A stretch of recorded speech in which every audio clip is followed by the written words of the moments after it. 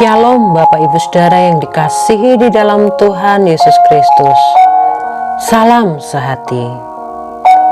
Pembacaan renungan kita hari ini berjudul Semua telah disediakan. Ayat nats kita terambil dari kitab Efesus pasal 6 ayat 13. Demikian bunyi firman Tuhan. Sebab itu, ambillah seluruh perlengkapan senjata Allah, supaya kamu dapat mengadakan perlawanan pada hari yang jahat itu, dan tetap berdiri sesudah kamu menyelesaikan segala sesuatu. Dalam sebuah kelompok sel, seorang bapak menceritakan tentang seorang temannya yang tidak mau lagi percaya kepada Tuhan karena sakit penyakit dan kesesakan hidup yang dideritanya. Bapak tersebut bertanya, mengapa Tuhan membiarkan ia menjadi murtad?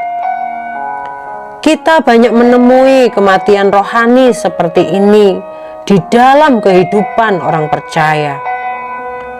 Seorang anak muda yang bernama David menghancurkan hati Reinhard Bonnke ketika ia ditemui telah mengutuki Tuhan dan tidak ingin lagi berurusan dengan Tuhan.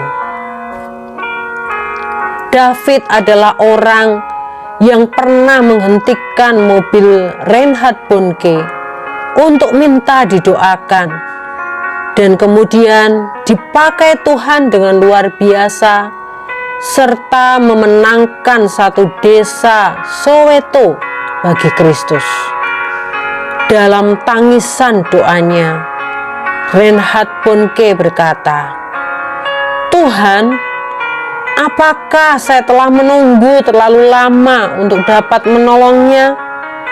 Apakah ada sesuatu yang seharusnya saya lakukan bagi dia? Secara manusia, Reinhard Bonnke menyesali tentang sesuatu yang seharusnya ia dapat lakukan untuk menghindari kematian rohani David.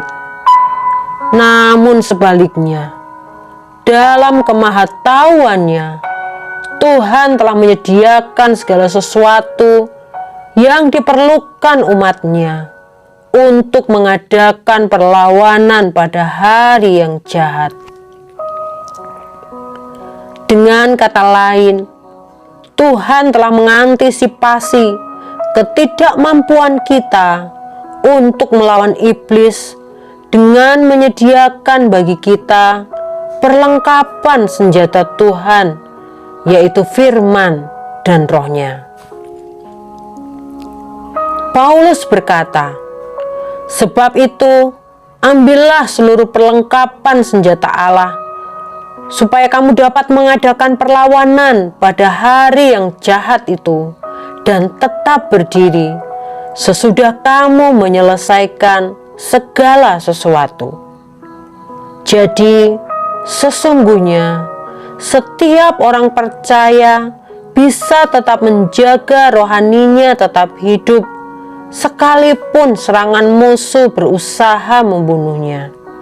Sekalipun di antara orang percaya harus saling mengingatkan, tetapi untuk kehidupan rohani secara pribadi adalah tanggung jawab masing-masing orang percaya, sebab kelengkapan itu disediakan untuk setiap orang percaya. Paulus menekankan pada situasi akhir dari pergumulan kita untuk kedapatan tetap berdiri setelah menyelesaikan segala sesuatu. Namun jika kekecewaan, kepahitan, bahkan kemurtatan menjadi cerita akhir kehidupan kita, maka masihkah kita dapat menuding Tuhan yang bersalah?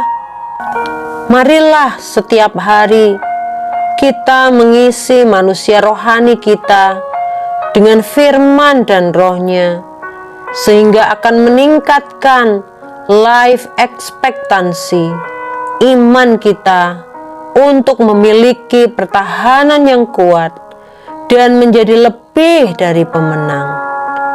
Jauhilah sikap yang tidak mau peduli, supaya kita tidak memperlakukan Tuhan bagaikan payung yang hanya kita butuhkan ketika hujan deras mendera.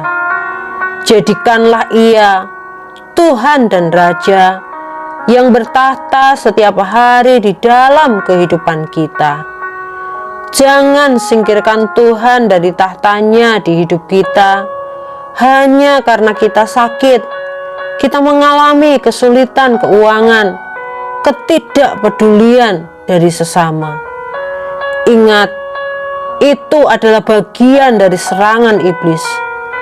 Lawan dan kalahkanlah dia. Tidak ada alasan bagi kita untuk menyalahkan Tuhan karena kegagalan hidup rohani kita. Dia sudah memperlengkapi kita dengan selengkap senjata Allah. Demikian pembacaan renungan hari ini. Mari kita berdoa. Bapa, kami mengucap syukur kepadamu karena segala kelengkapan rohani yang Engkau sediakan bagi kami untuk mematahkan serangan dari si jahat.